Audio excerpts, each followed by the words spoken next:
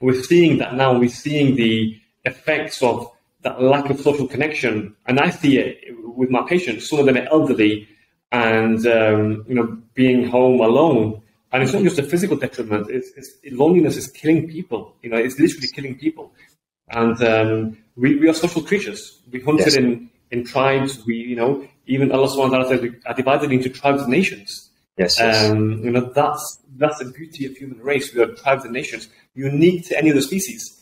We have different languages. Monkeys have one language. They don't have dialects, etc. We are beautiful in that sense. And having that social connection, having that recognition is vital. And some of that I've seen has been lost with the age of digital media and obviously COVID. So social distancing and isolation regulations, they've stopped some of that. So, and hopefully things will improve now.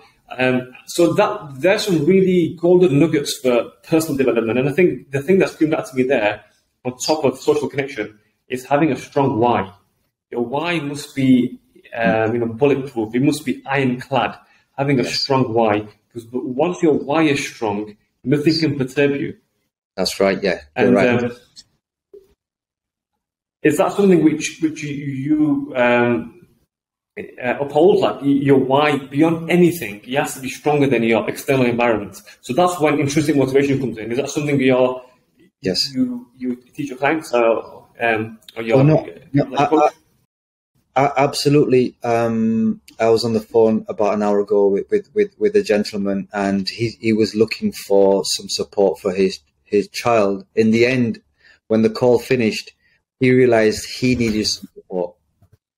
And I said to him, basically, I said, think about this. You are going to be either the strongest link for your family or the weakest link. And just that line made him just stop in his tracks. And he realized, actually, it's not me continuously looking at other people to fix them. It's about me. Yeah, I need to be a strong link. Yeah.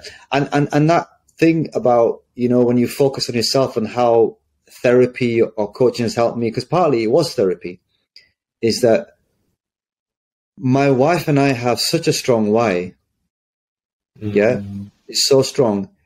Our vision is to see a world where all Muslims experience and thrive on love. Yeah. And it's bigger than us, right? The vision's bigger than us. And it was the first time. Now, think of the backdrop now. I'm neglected. I feel abandoned, and I've experienced all these things throughout my own marriages. And I came to one point in my marriage with my wife, Victoria, mashallah. One day I was sat with her and I had this epiphany and this moment, and I said, imagine being loved the way you love. That's powerful. Right? Imagine aligning with the love language. Well, imagine that, Dr. Asif. Imagine being loved the way you love as a person, the way you express love to people. Imagine being loved that way. And I sat in front of her and I looked at her and I said to her, I've arrived today. And I says, that's what I have found with you. Yeah.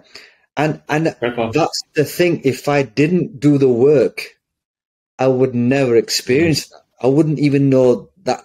I wouldn't even conceive that idea. Yeah.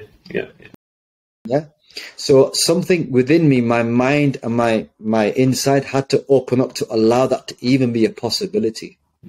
Absolutely. You reached a higher level of understanding and a higher level of appreciation of love through the tribulations. And you can almost see the tribulations as being necessary for you to self-actualize. Because you would have been a much more mellow, much weaker version of yourself. You would have been a Taf who's happy in a mediocre marriage, who's not really thriving. He's just about surviving. And life is about thriving. Concept of ihsan in Islam. It's a really good concept. Where Allah subhanahu wa ta'ala says, become muhsin. Muhsin means in being excellent in whatever you do, whether you're a doctor or a coach or whatever you are. You have to be the best in that field. Ihsan is part of our heritage. Muslims were Renaissance men. The real Renaissance men were the Muslims. In Spain, in Baghdad, in Uzbekistan, they excelled in optometry and astronomy and mathematics and architecture. They were the real Muhsin. And I think that's really important. Sometimes we externalize our excellence. I've got a promotion at work. I'm a CEO. I'm a partner. Yeah. But what about inside the house? Are you excellent? And we know the Prophet ﷺ says the person who is best amongst you is those who are best to their wives. And vice versa. It applies both ways for the wife as well. So many hadiths about the wife, being good to the husband, and she can enter Jannah by whichever door she pleases.